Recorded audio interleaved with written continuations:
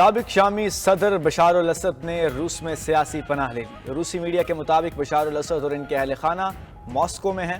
روس نے انسانی ہمدردی کی بنیاد پر سیاسی پناہ دی۔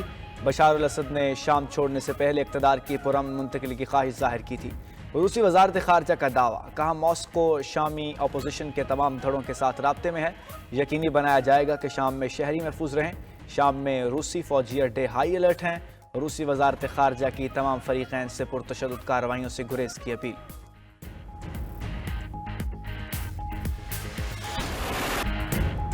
شام میں اسد خاندان کے 50 سالہ دور اقتدار کا سورج غروب، باغیوں نے بشار الاسد کا تختہ پلٹ دیا۔ باغی گروپ تحریر الشام کا دمشق پر قبضہ، بشار الاسد نے ملک چھوڑ دیا۔ شامی فوج کی اکثریت نے عراق میں پناہ لے لی۔ فورسز نے حمص کا سیکیورٹی ہیڈ کوارٹرز بھی خالی کر دیا۔ باغیوں نے حمص بھی تحویل میں لے لیا، کسی قسم کی مزاحمت نہ کی گئی۔ باغیوں نے دمشق ایئرپورٹ اور سرکاری ٹی وی کی عمارت کا کنٹرول بھی سنبھال لیا۔ شامی وزارت داخلہ کی عمارت بھی باغیوں کے زیر کنٹرول۔ بشار الاسد کے پورٹریٹ پھاڑ دیے گئے، والد کا مجسمہ بھی گرا دیا گیا۔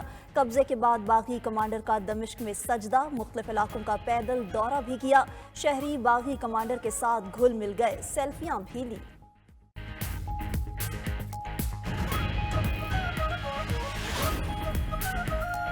اقتدار کی منتقلی تک حکومتی معاملات چلانے کا اختیار شامی وزیر اعظم کے سپرد۔ باغی کمانڈر محمد الجلانی کا جنگجوؤں کو سرکاری اداروں سے دور رہنے کا حکم۔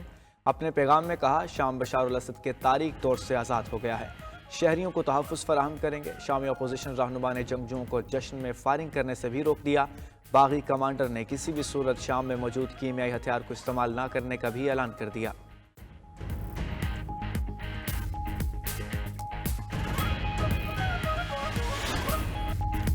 شام میں جشن کا سما، فضائیں آزادی مبارک کے نعروں سے گونج اٹھیں۔ پیدل اور گاڑیوں میں سوار ہزاروں افراد دمشق کے مرکزی چوک پر جمع، ہاتھ ہلا کر آزادی کے نعرے لگائے۔ باغی گروپ تحریر الشام کا عام معافی کا اعلان، شامی جیلوں کے دروازے کھول دیے گئے۔ 3500 قیدی رہا، بچوں اور خواتین بھی رہائی پانے والوں میں شامل۔ سالوں سے قید سیاسی اسیران کی رہائی کے بعد اہل خانہ سے جذباتی ملاقات۔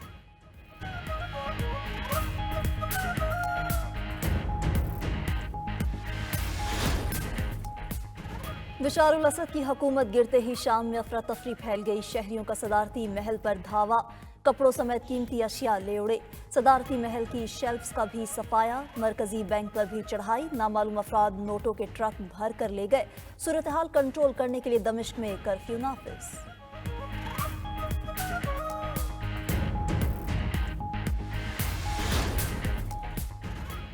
شام میں 13 سالہ خون ریز خانہ جنگی، باغی گروپوں کے ملک پر قبضے کی رفتار نے دنیا کو حیران کر دیا۔ فقط ایک ہفتے میں حکومت اور فورسز نے پورے شام میں ہتھیار ڈال دیے۔ اسد خاندان نے 1970 کے اوائل میں شام کا اقتدار حاصل کیا۔ حافظ الاسد 1971 میں شام کے صدر بنے، سن 2000 میں اپنی موت تک صدر رہے۔ ان کے بعد ان کے بیٹے بشار الاسد نے شام پر 24 سال حکومت کی۔ بشار الاسد 1994 میں اپنے بھائی کی کار حادثے میں موت کے بعد سیاست میں آئے۔ شام پر اسد خاندان کا دور حکمرانی نصف صدی پر محیط رہا۔ شام کی مدد کے لیے جو کر سکتے ہیں کریں گے، امریکی صدر جو بائیڈن کا اعلان۔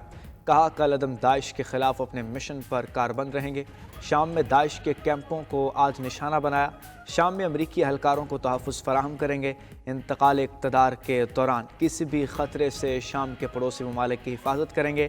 امریکی فوج نے بھی داعش کی مدد کرنے والوں کو خبردار کر دیا۔ کہا کسی تنظیم نے بھی داعش کی مدد کی تو احتساب ہوگا۔ کل عدم داعش کو شام میں دوبارہ سر اٹھانے کی اجازت نہیں دیں گے۔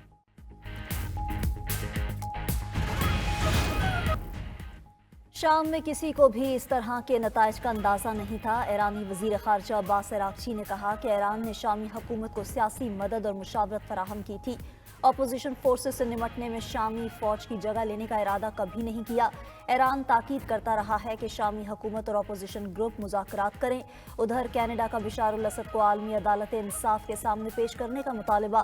کینیڈین وزیر خارجہ نے کہا کہ اسد حکومت نے شہریوں پر تشدد، غیر انسانی اور ذلت آمیز سلوک کیا۔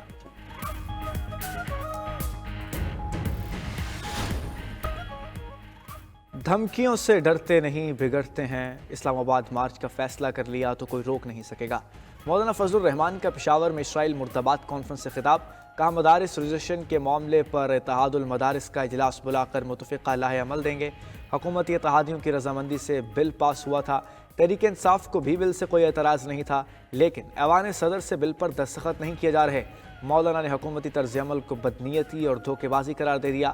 کہا پاکستان ریاست ہے تو اس کی بنیاد عوام ہے، پاکستان کے تحفظ اور استحکام کی جنگ لڑ رہے ہیں۔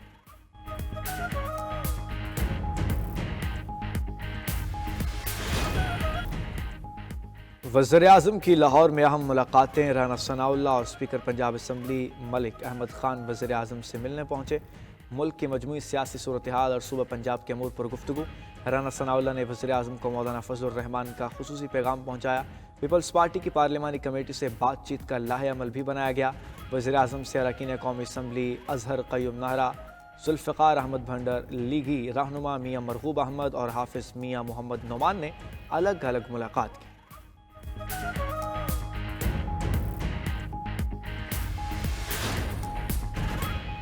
پی ٹی آئی کا 13 دسمبر کو اے پی سی بلانے کا اعلان۔ کمیٹی کے مطالبات پورے نہیں کیے تو سول نافرمانی کی طرف جائیں گے۔ اپوزیشن لیڈر عمر ایوب کی میڈیا سے گفتگو۔ کہا بانی چیئرمین کے مطالبات میں گرفتار شہریوں کی رہائی اور 9 مئی کی درست تفتیش شامل ہے۔ شبلی فراز بولے کہ بانی چیئرمین عوام کے لیے جیل میں ہیں، معاہدہ کر کے باہر نہیں بھاگیں گے۔ حالات مذاکرات کے ذریعے ٹھیک کرنے پر زور۔ شیخ وقاص اکرم کا کہنا تھا کہ احتجاج کرنے والوں کو مارنے کا کوئی جواز نہیں۔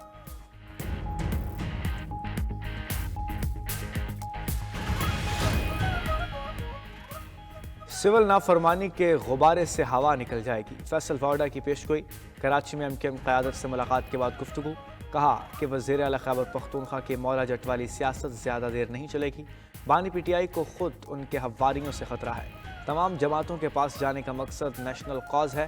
ایم کیو ایم رہنما مصطفیٰ کمال بولے ملک میں ہر کوئی دوسرے کو چور اور خود کو ٹھیک کہہ رہا ہے۔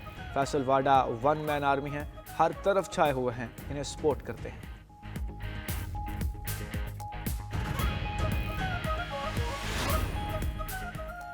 وزیر اعلیٰ Punjab Maryam Nawaz communist party of China کے اعلیٰ سطح کے وفد سے ملاقات۔ چینی اشتراک سے پنجاب کو اقتصادی اور معاشی بلندیوں پر لے جانے کی خواہش کا اظہار۔ اس سے پہلے ایئرپورٹ پہنچنے پر کمیونسٹ پارٹی کے اعلیٰ عہدیداروں نے وزیر اعلیٰ کا پرتپاک استقبال کیا، گلدستہ بھی پیش کیا۔ چین میں پاکستان کے سفیر خلیل ہاشمی اور ان کی اہلیہ بھی موجود تھیں۔ مریم نواز 15 دسمبر تک چین کے شہروں بیجنگ، شنگھائی، شینجن اور گوانگژن کا دورہ کریں گی۔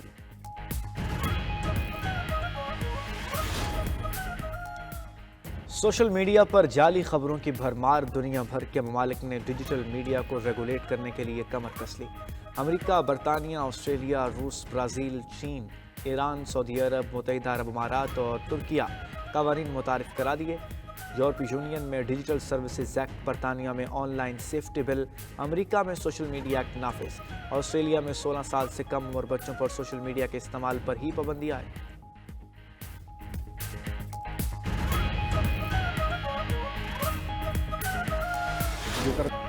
محکمہ ٹرانسپورٹ سندھ میں بڑے پیمانے پر بے قاعدگیاں۔ بس ٹرمینل کے ٹھیکے میں رشتہ داروں کو نوازنے کا انکشاف۔ پروگرام خبر کیا ہے نے بھانڈا پھوڑ دیا۔ سندھ کے کرپٹ افسران کو اینٹی کرپشن کے ساتھ پلی بارگین کی سہولت فراہم۔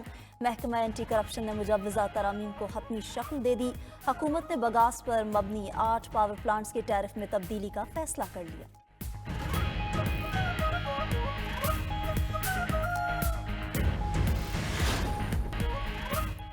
مغربی افریقی ملک گھانا کے صدارتی انتخابات میں اپوزیشن لیڈر کامیاب۔ نائب صدر نے ہار تسلیم کر لی۔ حکمران نیو پیٹریوٹک پارٹی کو 2016 کے بعد پہلی بار شکست کا سامنا کرنا پڑا۔ ووٹرز مہنگائی، بدعنوانی اور قرضوں کے بحران پر حکمران جماعت سے ناراض تھے۔ رواں سال گھانا 5واں افریقی ملک ہے جہاں اپوزیشن کو فتح حاصل ہوئی۔ اس سے قبل بوتسوانا، موریشیس، سینیگال اور صومالیہ کے انتخابات میں اپوزیشن جماعتیں جیت چکی۔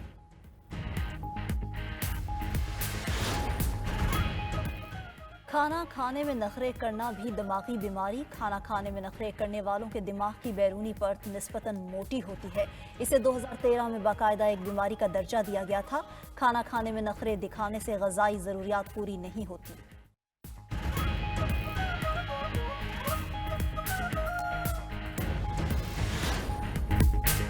اور سر اور تال کے بادشاہ استاد راحت فتح علی خان نے زندگی کی نصف سینچری مکمل کر لی۔